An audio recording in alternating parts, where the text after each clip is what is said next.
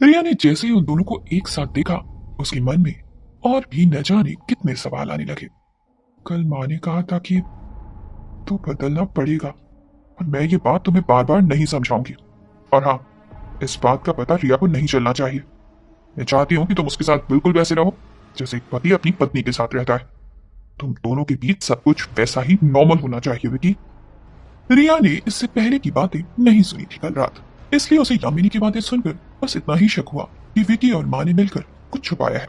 रिया ने खुद से कहा, आखिर ये लड़का कौन है? विकी ने मुझे उसके बारे में पहले क्यों नहीं बताया? आखिर ऐसी क्या बात है? और ऐसा भी क्या है कि माँ विकी से ये सब कह रही थी? मुझे सच का पता लगाना ही होगा।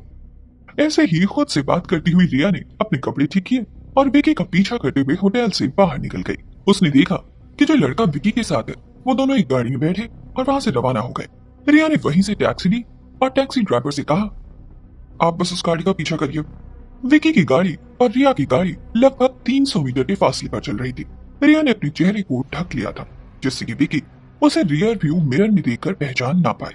लगभग 7 से 8 किलोमीटर का रास्ता तय करने के बाद विकी की गाड़ी एक होटल के सामने रुकी। रिया ने लगभग 100 मीटर की दूरी पर ही ड्राइवर से कह दिया कि गाड़ी साइड में रोक दे। विकी और वो लड़का उस गाड़ी से उतरा और होटल के अंदर चला गया। रिया ने भी टैक्सी वाले को पैसे दिए और होटल के अंदर चली गई, लेकिन वह जैसे ही वहां रिसेप्शन पर पहुंची उसे गार्ड ने रोक लिया। Hello ma'am, may I see your identity proof? Riya ने तुरंत ही हाँ में सिर हिलाया और बोली, श्योर। उसने अपने पर्स से अपना आईडी कार्ड निकाला और उस गेट कीपर को दिखा दिया। और जैसे ही 2 कदम आगे बढ़ी उसे फिर से रिसेप्शन पर रोक लिया गया और उसने इंग्लिश में पूछा, हेलो मैम, आप होटल के किस कमरे में रुकी हैं? होटल में हमेशा कुछ रूल्स होते हैं और उन्हीं में से एक रूल ये भी था, जो उस होटल में रुका नहीं है या किसी का गेस्ट नहीं है वो अंदर नहीं जा सकता है। रिया भी उस होटल में रुकी नहीं थी और ना ही वो वहां पर किसी की गेस्ट थी। वो तो सच का पता लगाने के लिए अपने पति का पीछा कर रही थी। रिया के दिमाग में कुछ नहीं सूझा और उसने रिसेप्शन पर कहा, आई नीड रूम। रिसेप्शनिस्ट ने हाँ में सिर हिलाया और रिया से सारे डॉक्यूमेंट लिए। उन्हें वेरीफाई करने के बाद उसे रूम की चाबी देते हुए बोली, your room number is 316। Have a good day ma'am. Riya ने उसके हाथ से चाबी ली और फिर कुछ सोचते हुए बोली, अभी जो यहाँ से 2 लड़के गए हैं उनमें से एक का नाम विकी है। क्या आप मुझे बता सकती है कि वो यहाँ कौन से रूम में रुके हैं? ये सवाल सुनकर रिसेप्शनिस्ट ने बड़े प्यार से कहा, सॉरी मैम, हम आपको अपने क्लाइंट्स की कोई जानकारी नहीं दे सकते ऐसे। ये सुनकर रिया फिर से सोच में पड़ गई कि वो आखिर विकी को कैसे ढूंढेगी इतने बड़े होटल में, लेकिन अब उसके पास कोई और दूसरा ऑप्शन नहीं था। उसने अपने कमरे की चाबी उठाई और वहां से भागते हुए होटल के रूम की तरफ बढ़ गई। रिया ने अपने मन में कहा, यहाँ आ तो गई हूँ, लेकिन पता नहीं मैं आखिर ये सब क्यों कर रही हूँ। मुझे विकी से बात कर लेनी चाहिए, पर क्या वो मुझे सच इतनी आसानी से बताएगा? नहीं, अगर उसे बताना होता तो मुझे पहले ही बता दिया होता। मेरे पास अब सिर्फ यही एक रास्ता है। रिया के दिमाग में ऐसे कई सवाल चलने लगे और वो लगातार इधर उधर विकी को ढूंढती हुई होटल में चक्कर लगाने लगी। जब वो रूम नंबर 320 से गुजरी तो उसे अचानक से एक आवाज सुनाई दी और वो उसे सुनने के लिए वहीं रुक गई। तुमने मुझे धोखा दिया विकी, तुम ऐसा मेरे साथ कैसे कर सकते हो? तुमने मुझे बताया भी नहीं और शादी कर ली। इस पूरी बातचीत में अगर रिया कुछ समझ पाई तो वो सिर्फ विकी का नाम था। हो ना हो, उसे यकीन हो गया कि ये विकी का ही कमरा है। दरवाजा हल्का सा खुला था। पहले तो जब उसने दरवाजे से पार कमरे की तरफ झांकने की कोशिश की तो उसे कुछ भी नहीं दिखा, बस आवाज सुनाई दी। रिया को कुछ समझ नहीं आ रहा था कि आखिर कोई लड़का उसे सब क्यों कह रहा है। तभी उसे अगली आवाज विकी की आई। ये सब इतना जल्दी हो गया कि मुझे खुद कुछ पता नहीं चला। कबीर ने कहा, ऐसा नहीं हो सकता विकी, तुम्हें सब पता था, लेकिन तुमने मुझे कुछ भी बताना जरूरी नहीं समझा। मैंने पिछले 8 सालों में तुम्हारा साथ कभी नहीं छोड़ा, फिर तुमने ये कैसे सोच लिया कि मैं तुम्हारा साथ अब छोड़ देता? विकी का गला रुंध गया था। वो बहुत ज्यादा उदास होते हुए बोला, मैं डर गया था। मुझे लगा कि अगर मैं तुम्हें सच बताऊंगा तो तुम बर्दाश्त नहीं कर पाओगे। इससे पहले कि वो अपनी बात पूरी करता, कबीर ने उसे बीच में ही टोकते हुए कहा, लेकिन पता तो मुझे अभी चला है ना विकी, अब मैं खुद को कैसे संभालूं? क्या तुम अब पूरी जिंदगी उसी रिश्ते में बंद कर रहोगे जहां तुम्हारी कोई खुशी नहीं है? कबीर के मुंह से ये सुनते ही रिया के पैरों तले जमीन खिसक गई। वो कल से इतना तो समझ गई थी कि उससे कोई बात छुपाई जा रही है, लेकिन अब जो उसे समझ में आ रहा था उससे वो खुद को संभाल नहीं पाई। उसकी आंखों में आंसू आ गए। उसका एक मन किया कि वो वहां से अभी चली जाए, लेकिन फिर उसके दिमाग ने उसे रोक लिया, क्योंकि वो अब पूरा सच जानना चाहती थी। रिया के कदम एक बार फिर वहीं जम गए। विकी ने कहा, मुझे लगा था मैं माँ की बात मान लूंगा और सब ठीक हो जाएगा। मैं रिया से शादी कर लूंगा और अपनी जिंदगी आराम से जी लूंगा। कबीर ने कहा, काश तुमने ऐसा करने से पहले मुझसे एक बार बात की होती, उससे क्या हो जाता। कबीर ने कहा, जो अभी हुआ है शायद वो नहीं होता। तुम्हें अंदाजा भी है तुमने एक लड़की की जिंदगी बर्बाद कर दी है। विकी ने कहा, ये बात मुझे अब समझ आ रही है। मुझे समझ नहीं आ रहा है कि मैं रिया से क्या कहूं, उससे क्या बात करूं। मैं उसके साथ प्यार का नाटक करते करते थक गया हूं। अब मेरा बिल्कुल मन नहीं करता कि मैं उससे ऐसी कोई भी बात करूं जो मैं इतने सालों में तुमसे करता रहा हूं। वो मेरे करीब आना चाहती है लेकिन मैं उसके करीब जाने से डरता हूं। कबीर ये सब सुनने की बात बहुत सीरियस होते हुए बोला, तो अब तुमने क्या तय किया है? शादी को सिर्फ 1 हफ्ते हुए हैं तुम्हारे, क्या करोगे अब? विकी ने बहुत मजबूर होते हुए कहा, एक तरफ माँ है जो चाहती है कि मैं समाज को दिखाने के लिए और उनके घर में सजाने के लिए एक बहू रखूं, और दूसरी तरफ मैं हूं और मेरा तुमसे प्यार। मुझे समझ नहीं आ रहा है मैं क्या करूं। कबीर ने कहा, रिया को सब कुछ बता दो और हम यहां से भाग चलते हैं। विकी ने कहा, काश ऐसा हो सकता लेकिन मेरा दिल नहीं मानता। कबीर ने कहा, तुम मुझसे प्यार करते हो ना, तुम्हें भरोसा है ना मुझ पर? मैं जैसा कह रहा हूं वैसा ही करो। हम यहाँ से भाग जाएंगे और वापस घर लौटकर कभी नहीं आएंगे। ये कहते हुए विकी और कबीर एक दूसरे के पास हैं। इस बार कमरे का दरवाजा जितना खुला था उससे रिया उन दोनों को साफ साफ देख सकती थी। उसने देखा कबीर ने विकी को गले से लगा लिया और उसके आंसू पोंछते हुए उसे किस करने लगा। रिया ने अपना चेहरा दूसरी तरफ घुमा लिया, लेकिन फिर कुछ सेकंड के बाद कमरे की तरफ देखने लगी। कबीर विकी के शर्ट की बटन खोल रहा है।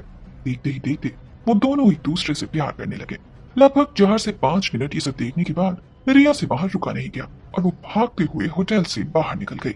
रिया की सांसें फूल रही थी और आंसू थमने का नाम नहीं ले रहे थे।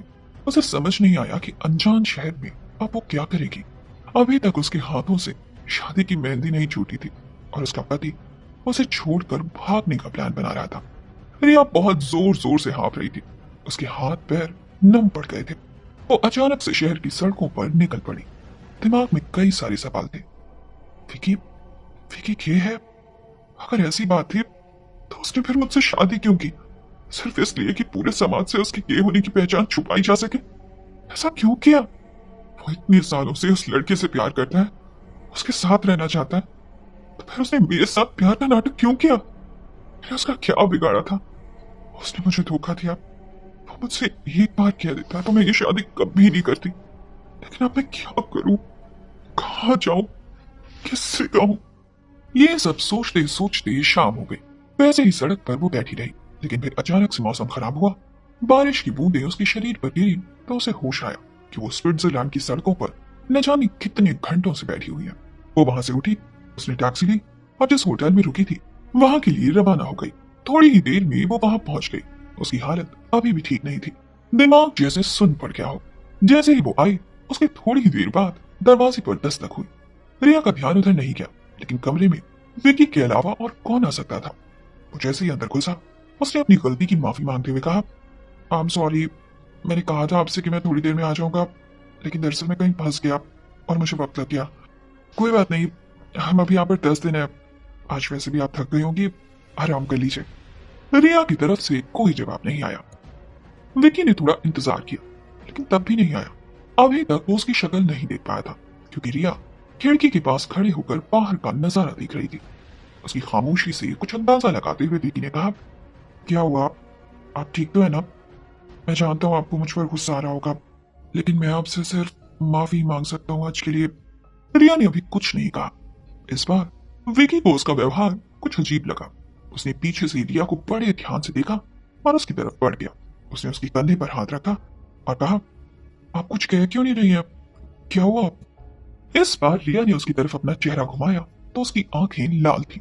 विकी उसे देखते हुए तुरंत समझ गया कि जरूर कोई बात हुई है और यह बहुत रोई है। उसने डरते हुए कहा, क्या हुआ? आप रो क्यों रही हैं? थोड़ी देर की चुप्पी के बाद रिया के मुंह से शब्द निकला, क्यों किया ऐसा? विकी को समझ नहीं आया कि आखिर वो क्या कहना चाह रही है, क्योंकि उसे इस बात का जरा भी अंदाजा नहीं था कि वो जो कुछ भी करके आया है उसके बारे में रिया को सब कुछ पता है। और सब पता ही नहीं है बल्कि वो तो सारी घटना को अपनी आंखों से देखकर आई है। विकी ने आश्चर्य से पूछा, क्या? और फिर उसने रिया के गुस्से और उदासी का अंदाजा लगाते हुए कहा, मुझे माफ कर दीजिए रिया, मैं आज वाकई किसी काम में फंस गया था। सिंगापुर में मेरे बहुत सारे क्लाइंट रहते हैं और मैं उन्हीं में से किसी के पास गया था एक मीटिंग के सिलसिले में। मौसम भी खराब हो गया और मैं लेट हो गया, लेकिन मैं आपसे वादा करता हूँ मैं आगे से ऐसा नहीं करूंगा। आप प्लीज रोना बंद करिए। उसने अपनी बात जारी रखते हुए कहा, मैं जानता हूँ और समझ सकता हूँ कि आपके लिए ऐसे नए शहर में पूरे दिन अकेले रहना कितना मुश्किल रहा होगा, और मैं इसके लिए आपसे तहे दिल से माफी मांगता हूँ। रिया का सर दर्द से फटा जा रहा था और अब उसे उसकी कही एक भी बात समझ नहीं आ रही थी, क्योंकि वो जो सुनना चाह रही थी वो विकी नहीं कह रहा था। रिया ने एक बार फिर अपना सवाल फिर दोहराया और बोली, मेरे साथ धोखा क्यों किया? यह सुनते ही विकी का दिमाग घूम गया। उसे अचानक से झटका लग गया, क्योंकि वो सोच भी नहीं सकता था कि रिया को ऐसा भी कुछ पता चल सकता है। उसने अपनी सफाई देते हुए कहना चाहा, लेकिन उसकी जबान लड़खड़ाने लगी। रिया, रिया, वो मैं आपको बताने ही वाला था। इससे पहले कि वो आगे कुछ कहता, रिया ने उसे बीच में ही टोकते हुए कहा, कब बताने वाले थे? हमारी शादी को 1 हफ्ते हो गए। हम दोनों एक दूसरे को पिछले 6 महीने से जानते हैं। शादी हमारी 1 महीने पहले तय हुई थी, लेकिन मुझे कभी कुछ नहीं बताया, बल्कि सब कुछ नाटक था। देखिए जान गया था कि रिया को सब कुछ पता चल गया है, कैसे और कब ये उसे नहीं पता था, और यही जानने के लिए उसने पूछा, लेकिन आपको ये सब कैसे? तो आप अभी भी ये जानना चाहते हैं कि मुझे ये सब कैसे पता चला? तो अच्छा हुआ कि आज सुबह मैंने आपका पीछा किया, तो मुझे कुछ भी पता नहीं चलता। रिया ये सब कह ही रही थी कि अचानक से उसे चक्कर आया और उसके कदम लड़खड़ाने लगे। विकी ने ये देखते हुए उसे संभाला और बिस्तर पर लिटा दिया। लगभग आधे घंटे के बाद रिया को होश आया, और जब उसने आंखें खोली तो उसकी आंखों में एक अलग ही चमक थी।